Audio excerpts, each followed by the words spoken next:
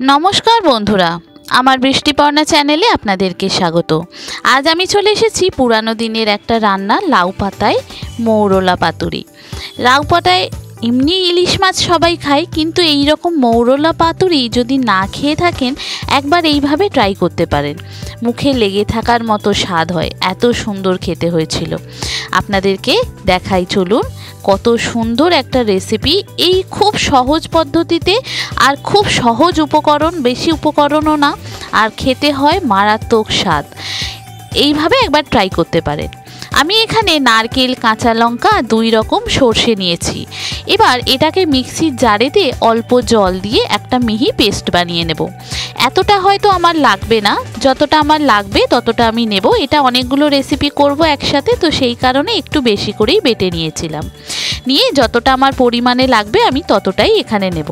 এবার এটা মিহি পেস্ট বানিয়ে এটা একটা পাত্রে ঢেলে নিলাম। এবার এখানে মৌরলা মাছগুলোকে আমি ধুয়ে পরিষ্কার করে নিয়েছি, দেখুন। আর এই মৌরলাগুলো একদম ছোট ছোট না, একটু মাঝারি সাইজের বড় বড় মৌরলা মাছ। এই মাছগুলোর কিন্তু বেশি খেতে ভালো হয়। আর নিয়েছি আমি একটু আলু আর বেগুন সরু সরু করে কেটে নিয়েছি। আর নিয়েছি ওই মশলাটি, আর সর্ষের তেল, একটু কাঁচা লঙ্কা তো লাগেই। এবার মাছে প্রথমে আমি 3 চামচ মতো এই সর্ষের পেস্টটা দিলাম, সর্ষে নারকেলের পেস্টটা দেব। পরিমাণ মতো নুন, হলুদ, সামান্য লঙ্কার গুঁড়ো আর দেব সর্ষের তেল দিয়ে এই মাছগুলোকে খুব ভালো করে মাখিয়ে 10 থেকে 15 মিনিট মতো আমি এখানে রেখে দেব। আর আলু আর বেগুন যেটা নিয়েছি সেটাতেও আমি আরেকটা পাত্রেতে নুন, হলুদ আর এই সর্ষের পেস্ট 1 চামচ নিয়ে মাখিয়ে এটাও আমি এক সাইডে রেখে দেব। এইভাবে দুটো পেস্টই ভালো করে দু জায়গায় মাখিয়ে আলাদা আলাদা করে আমি রেখে দেব খুব ভালো করে। এটা আলাদা মাখার কারণ হলো মাছের একটা স্বাদ আলাদা আর আলু বেগুনটা যে মাখিয়েছি তার স্বাদ আলাদা। তবে এখানে নুনটা আপনাকে বুঝে দিতে হবে, যেহেতু আমি এখানে একসাথেই দুটো দেব। খুব বেশি নুন দিলে কিন্তু নুন হয়ে যাবে।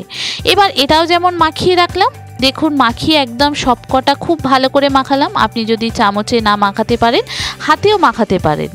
আর এদিকে আলু বেগুনটাও কিন্তু আমি ঠিক সেইভাবে পরিমাণটা, নুনটা সেই পরিমাণ বুঝে এখানে কিন্তু আপনাকে মাখিয়ে এটাও আমি 10-15 মিনিটের মতো এক সাইডে রেখে দেব। বন্ধুরা, রেসিপিটি যদি ভালো লাগে তাহলে আমার চ্যানেল বৃষ্টিপর্ণাকে অবশ্যই সাবস্ক্রাইব ও ফলো করে দেবেন আর পাশে থাকার বেল আইকনটি অন করে দেবেন। তাহলে ভিডিও আপলোডের সাথে সাথেই আপনাদের কাছে নোটিফিকেশান চলে যাবে ভিডিও আপলোডের। কেমন হলো রেসিপিটি পুরো ভিডিওটি দেখে জানাবেন। যদি ভালো লাগে তাহলে একটা লাইক ও শেয়ার করে দেবেন। আর নতুন যারা দেখছেন আমার চ্যানেল বৃষ্টিপর্ণা অবশ্যই সাবস্ক্রাইব ও ফলো করে আমার পাশে থাকবেন। এবার আলু, বেগুন আর মাছ সবকটাই 15 মিনিট করে আমি রেখে দেব।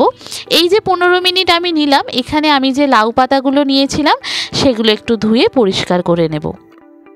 এই যে লাউ পাতা, এই লাউ পাতা আমি একটু গরম জল বসিয়েছি, সেই জলেতে আমি 1 চামচ মতো নুন দিয়ে দিয়েছি। ধুয়ে লাউ পাতাটা আমি ধুয়ে পরিষ্কার করে নেব। এই লাউ পাতা তো বাড়ির মাচায় হয়, বাগানে হয়, যে কোনো জায়গায় বাইরেতেই হয়। তো যত পরিষ্কারই দেখতে পাওয়া যাক না কেন, প্রচুর পরিমাণে ধুলোবালি থাকে। তো সেই লাউ পাতা যদি এইরকম নুন জলে ধুয়ে নেওয়া হয়, গরম নুন জলে, শেষে দেখবেন পাতা থেকে যত কালো কালো ময়লা নোংরা সব কিন্তু বেরিয়ে যায়। এবার লাউ পাতাগুলো ধুয়ে নেওয়ার পর ওই ডাঁটাটা কেটে নিয়ে প্রথমে মাছগুলো, তারপরে একটু আলু বেগুন দিয়ে এটা খুব ভালো, আর উপরে সর্ষের তেল আর কাঁচা লঙ্কা দিয়ে এইটাকে ভালো করে মুড়ে নেব প্রথম পাতাটায়। আর আরেকটা পাতা নেব, এইটাকে ভালো করে আরেকটু মুড়ে নেব। এতে কোনো দড়ি টড়ি কিছু বাঁধার দরকার নেই।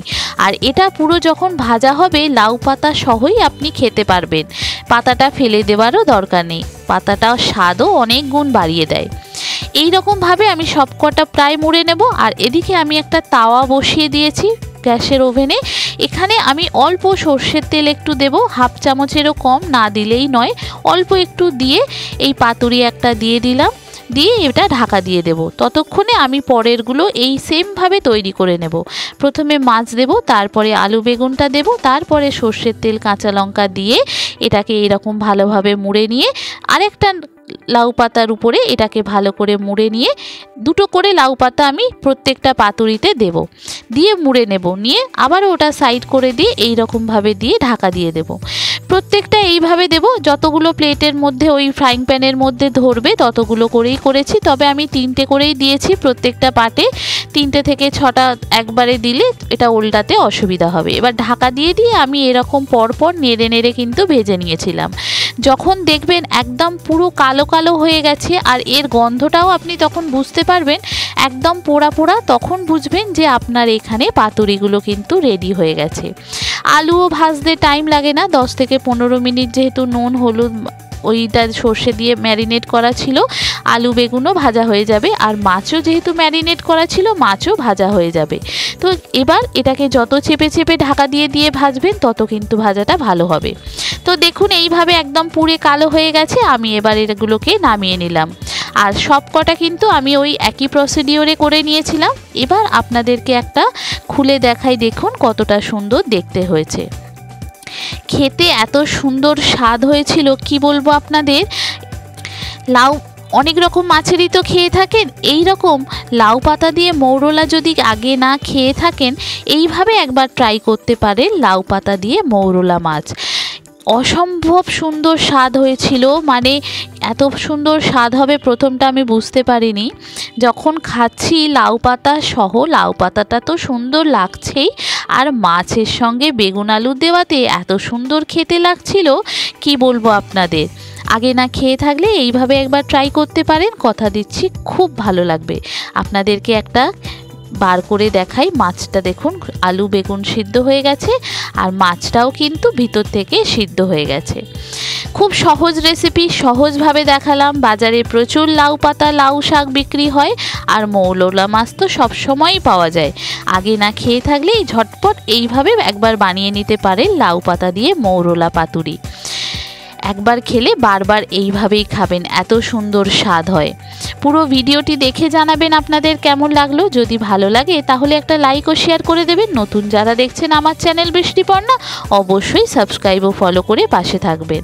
সবাই ভালো থাকবেন, সুস্থ থাকবেন, সাবধানে থাকবেন। দেখা হবে পরের ভিডিওতে। আজকের মতো এখানেই টাটা। থ্যাংক ইউ বন্ধুরা।